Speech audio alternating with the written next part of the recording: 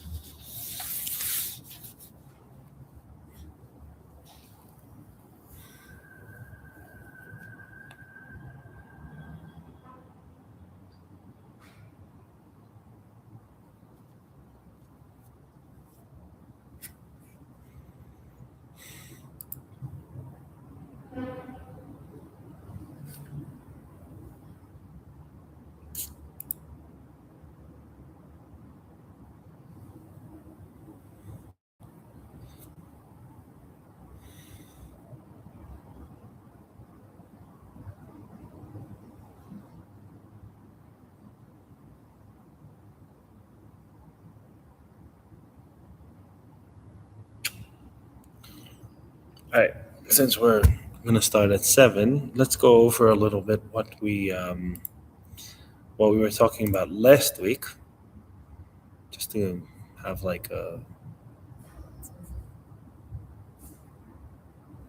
another overview of that. Remember last week we were talking about Shimon ben Shattach, and we were talking about the questioning of witnesses. Right? He said, be thorough with the questioning of witnesses, and be careful with your words, lest they learn from them to lie. And we said that people who would learn to lie are either the witnesses or the people being judged. And we also later on brought the Bartanura, who says, the Tosfot Yontov, saying this is right for it's good advice for life, not just for a court of law. And now, this week, we are moving on to the next generation, where we had Shimon ben Shattach and Yehuda ben Tebai, his partner, and they passed on to the next generation, which are Shmaya and Avtalyon. Have you ever heard of Shmaya and Avtalyon? No? Yes? What do you know about Shmaya and Avtalyon? And they were? Yes. They're already, I'd say, one of the more famous couples in this couple era. They are also, we'll see this in, not next week, but the week after that, they were the teachers of Hillel. Hillel you've probably heard of, Hillel Zaken. But they were his teachers. And there's a story about Hillel Zaken. It's brought in the Gemara of Shabbos, if I recall correctly, that he wanted to go and hear Shmaya and Avtalyon speak. And back at that time, probably due to some persecution, they put a guard at the entrance and said, whoever doesn't have enough money to pay can't come in. And that specific Friday night, Hillel didn't have enough to fund himself to go in, so he decided to climb on the roof and to hear them speak from there. And he was so concentrated on what they were saying that he didn't notice, and it started snowing. And only the next morning did Shmuel and Naftalion walk into this room or cave. It's not exactly clear where they were, but they walk into this place and they notice it's very dark. And they look up and they see there's a man on the chimney. The chimney then wasn't for smoke; it was rather for light. So they had like a sunroof, um, and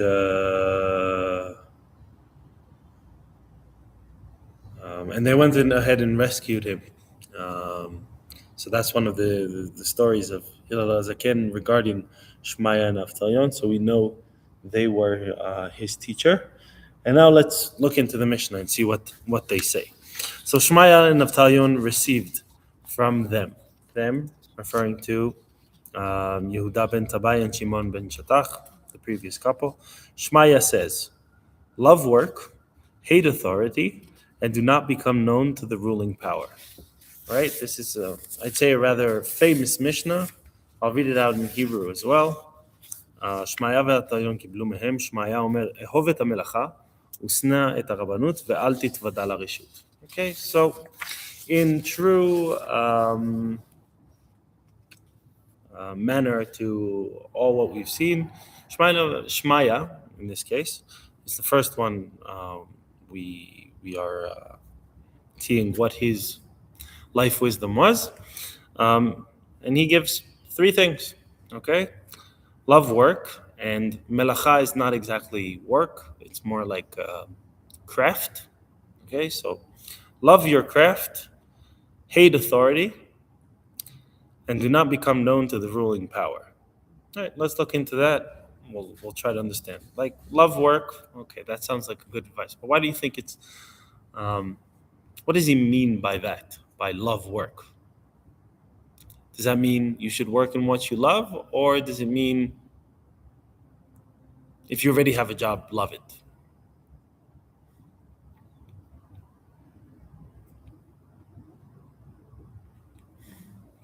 There's no wrong answers.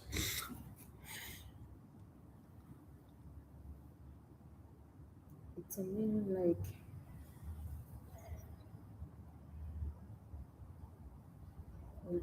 doing the work like music like hi. Welcome. Thank you. Thank you. And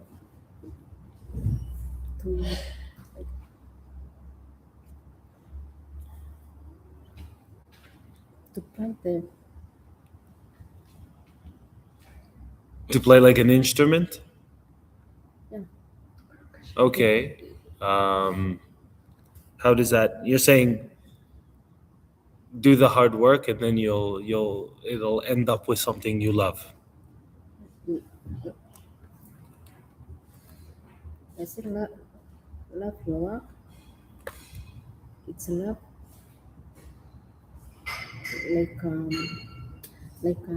music like art and craft like Taylor Mm-hmm. and another one to love study To what? to study the Torah. Okay. Yeah. So you're saying love work means to the hard work invested into the study of Torah. Yeah. All right, that's a good interpretation. For those who've joined us now, we're talking about the saying of Shmaya, who was we said before one of the teachers of Hillel Zaken was Shmaya. Um, And his saying was, love work is maybe not the best translation, but rather, love thy craft, hate authority, and do not become known to the ruling power. That was his life advice that he passed on. Um, okay, so let's look into what the Bartanura says in the next paragraph.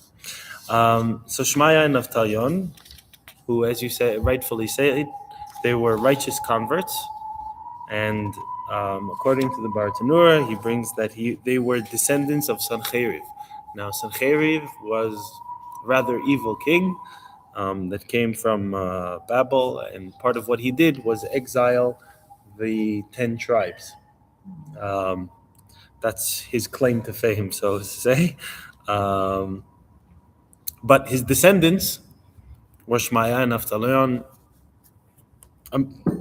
huge, huge scholars. As we know, Hillel Zaken is one of the, we'll say, one of the amazing figures we have in Jewish history, and they were his teachers. So you have to you understand how great they were. Um, Is it Hillel and Shemaiah? Hillel and Shammai, yes, Hillel and Shammai were both taught or passed on the tradition by Shmaya and Naftalion. So Shmaya and Naftalion were the generation before. Um, and Bartanura says, and I've heard that since Avtalion was the head of the court, he was called by this name. So Avtalion may not have been his birth name, but rather a name that was given later on in life, which means father of the young ones, because Talia in Aramaic um, means young, and he brings that from Megillah when it says, "When I was a child," or Dehava Talia, when I was a child. Okay. Another proof from Yevamot that it's called Talia and Talyet. So Talia is obviously referring um, to children, and he was the father of the children. So what the Bartanura says of Talyon was the father of young orphans, meaning he took in young children who didn't have parents, and that was part of where he got his name. Okay, so according to the Bartanura, love work, even if he has other means to support, he should still be obligated to engage in work. Idleness leads to boredom. That's from the Gemara in Ketubot. Idleness leads to boredom, and boredom brings to batala, which means doing nothing, and that brings to no, I don't. Sorry. Idleness leads to boredom, and the boredom leads to sin. That's the end of the saying there. So he's saying you should have love thy craft because you should be doing something no matter what, right? Even if you have means to support yourself, whatever they may be, you get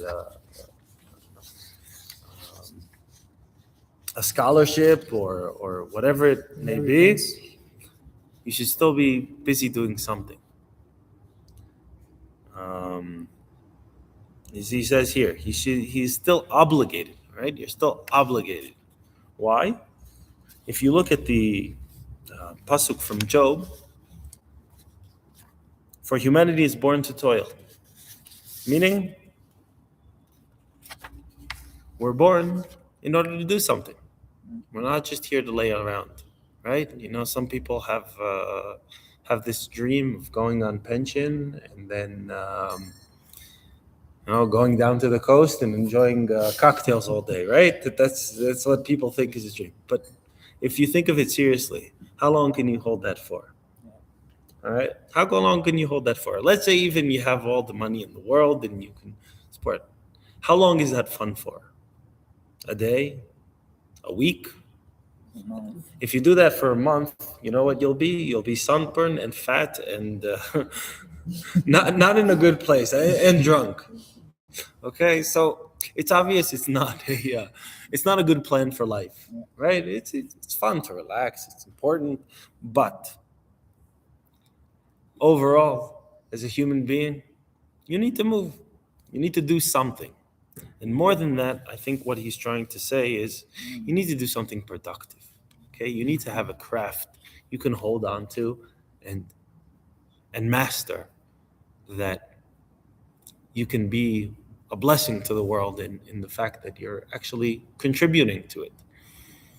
All right. So it's not just means of support. Your job is not just a means of support. Okay. It's not only to make money, it's also to bring forward something that, or create something that wasn't there before. Okay. Yes. What about when you turn in Torah? It's better you have money and you have everything. If you have your pension or something like that. And you decide to put Torah, reading and Torah studies, learning more.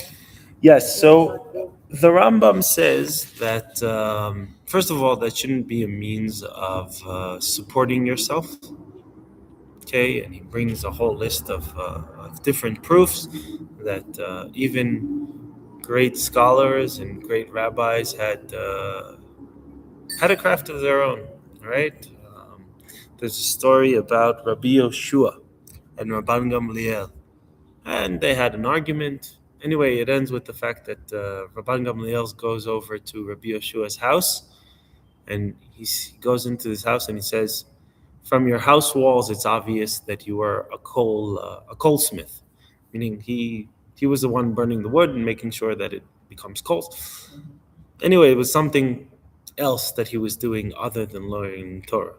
So Rambam proves from there and from different places that learning Torah shouldn't be a means for support. Now, should you be doing that all day? Yes. That would be, a nice plan to have, but you still have to eat, right? So even let's say you do have means to support yourself, who's going to cook? And let's say, all right, you still have to do something other than just that. I mean, those who are capable to sit down and learn all day, which I think they're rarely, um, there's not many of them, even then, there's stuff that you should do other than that. Okay? The meaning of being a human being is not just to study Torah. It's a very important aspect of life, but there's more to life than that. Okay? As we say, derech eretz katma la Torah, meaning we'll say, it means the literal translation of derech eretz is the pathway of the earth, or meaning natural life came before Torah, right? Even with the creation, or right, we just finished Chumash Bereshit. We're moving into Chumash Shmot. We're already 25, at least. Um, yeah, we'll be 25, if not 26 generations since the creation of Adam and Eve. Only then was Torah given. Meaning you first have to establish the physical life. Okay, so you first have to learn a craft. Also,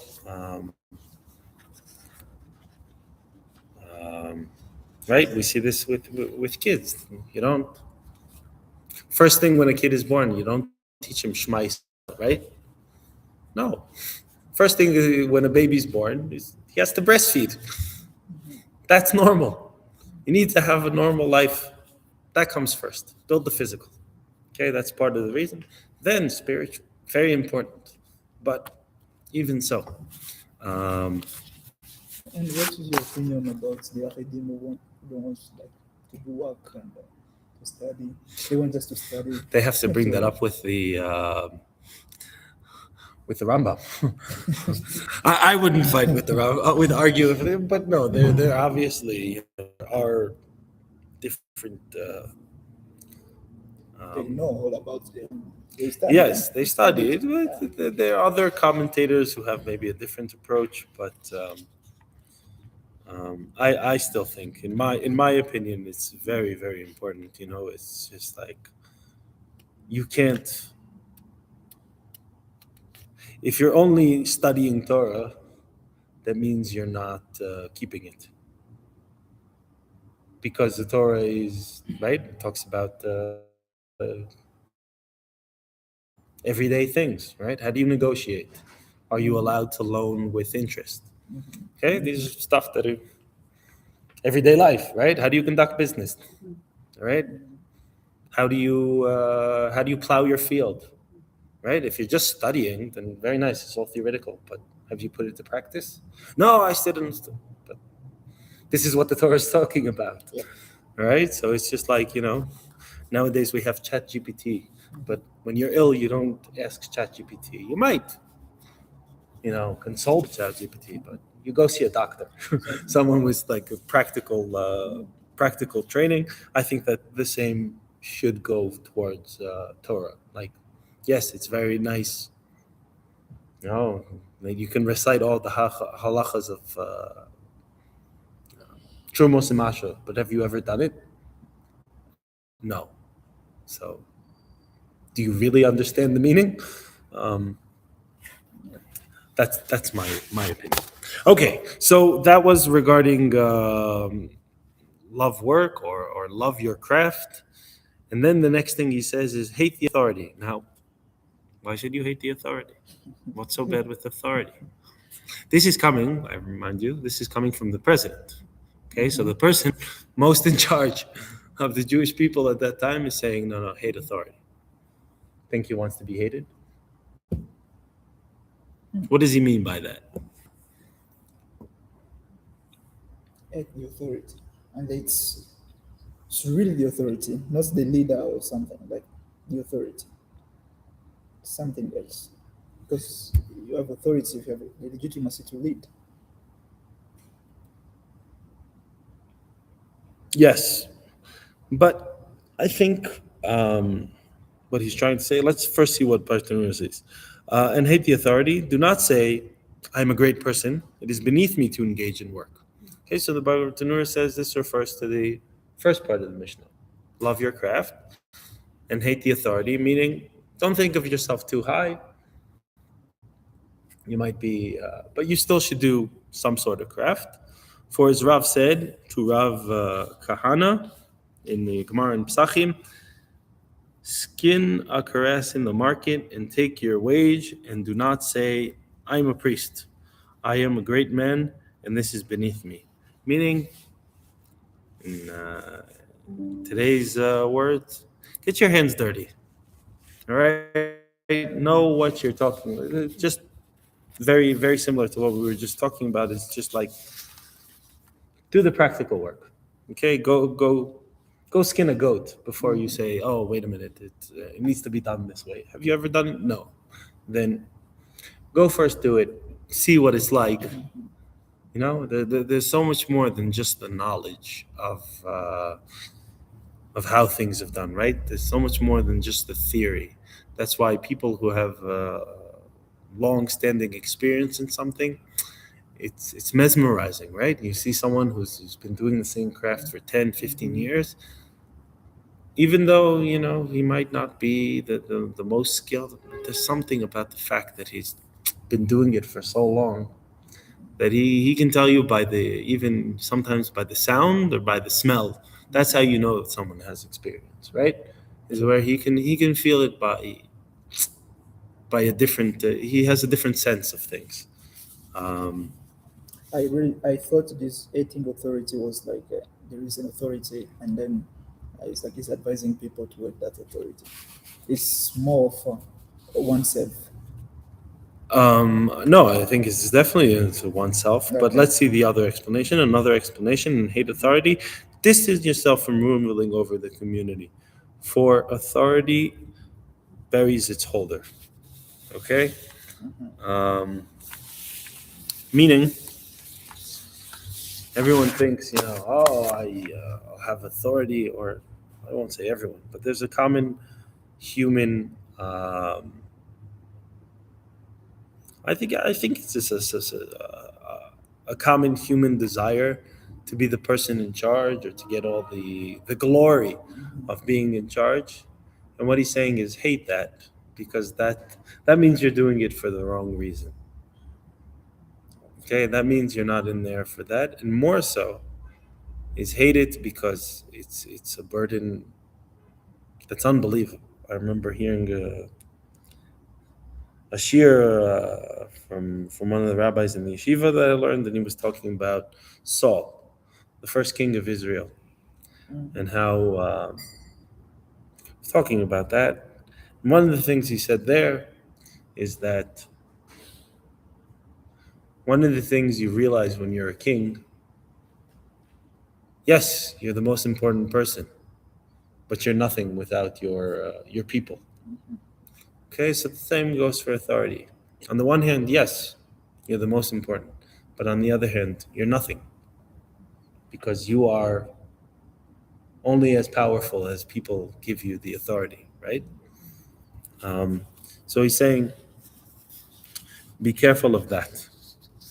Um,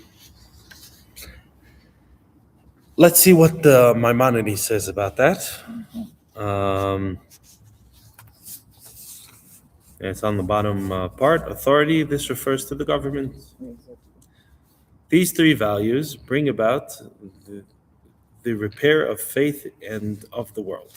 Without work, a person may fall into temptation, resort to theft or deceit, seeking power or leadership, right? This is what we're talking about right now. Hate the authority means don't seek power or leadership because it exposes one to challenges and troubles, as envy and opposition from others can lead to one's lose of faith. As it is said, once someone is appointed as leader over the public from below, meaning once people appoint a leader, they become corrupt from above, right? Meaning it's already being very, very careful, and we see this also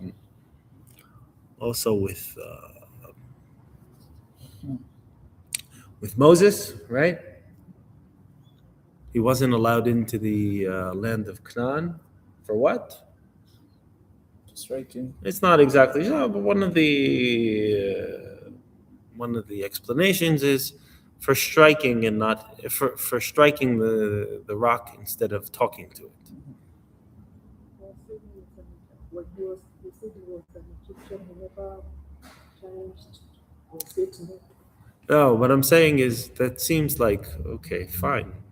Disobey. First of all, it's a small minor thing. Yeah. Like, all right, he struck it when he shouldn't have.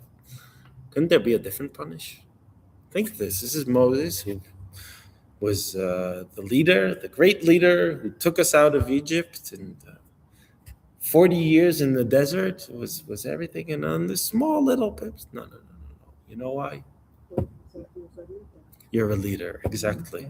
Everything you do has a great, an echo of great proportions, and it can't be forgiven. That's what he's saying here.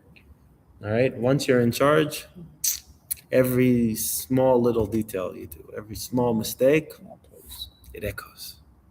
It's not a person, right? It's the leader um, who's done something wrong, and you see this also, definitely also nowadays, but you see this in stories about, right? Imagine what it's like if you go out to a battle and you see the king pulling back, right? Everyone. The morale goes Yeah, morale go down. And you say what? He's one person, maybe not the most skilled, Yeah. maybe not. No, no, no. He's the leader. He's the one who sets the tone. Um, so, similarly, familiarity and proximity to those in power in ancient days almost always led to harm. Okay, he's talking about regarding the last. Do not become known to the ruling power. Um, okay, because they're saying once you're known, and also the ruling power will look into what you're doing. Right? You see this powerful person. How did he come to be so powerful? And then they'll start inspecting. And they'll start to sell it, to sending tax agents and everything, and you have to be, completely by the book. So that's why, according to Maimonides, that's the reason why um, You shouldn't be known to the people in power. Um, More so, he says,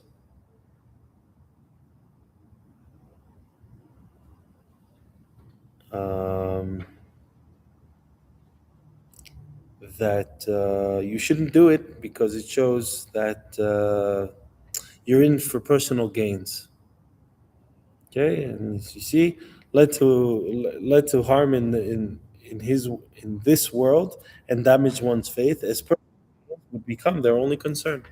Right? You start playing the game of politics, and you start trying to gain everything.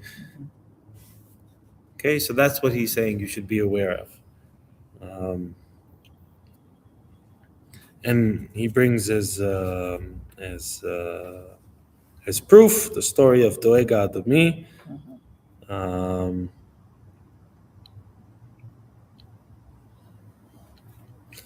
okay, that's his proof. Now let's go back to the Bartanur and see what he has to say about do not become acquainted with those in power. Um, he says, not for the sake of acquiring authority through them. Okay, meaning again, you shouldn't do this for your personal gain. All right, you see people in power, step away because you're probably doing it for the wrong reasons. Okay, because those who just want to those who love their craft just want to be left alone, right? They just want to do what they're good at. Okay, and that's maybe a benchmark to know how you're doing it, if you're doing it for the right or wrong reasons. Um, Another reason, avoid closeness to power so they do not lead you away from your creator's wills. Okay, so he also brings as proof the story of Doeg, the Edomite, um, and he also explains why in Hebrew the saying is Ve'al titvada la rashut. So rashut means authority.